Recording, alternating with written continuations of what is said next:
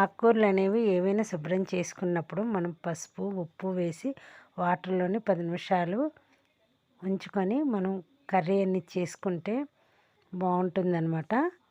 అందులో ఉన్న బ్యాక్టీరియా కూడా నశిస్తుంది.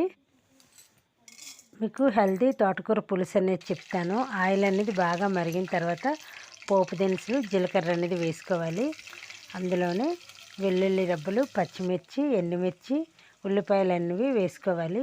వెల్లుల్లిపాయలు ఎక్కువ వేసుకుంటే బాగుంటుంది తోటకూర పులుసుకి.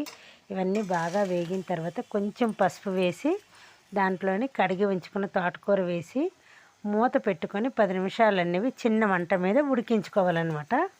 ఉడికిన దాంట్లోని కొంచెం సాల్ట్ అనేది వేసి మరొక్కసారి కలిపి ఒక 5 నిమిషాలు వాటర్ అంతా ఎగిరేదాకా మూత పెట్టుకోవాలి. అందులోని చింతపండు పులుసు అనేది వేసుకోవాలి.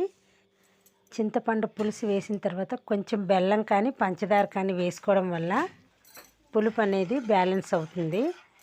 ఈ పులుసు అనేది బాగా మరిగిన తర్వాత మన దగ్గర బియ్యం పిండి ఉంటుంది కదా, బియ్యం పిండి అనేది వాటర్లో కలిపి ఈ మరిగిన పులుసులో వేసుకోవాలన్నమాట. వేయడం వల్ల చిక్కదనం అనేది వస్తుంది. పులుసు అనేది బాగా మరిగితే తోటకూర పులుసు అనేది రెడీ అయిపోయినట్టే.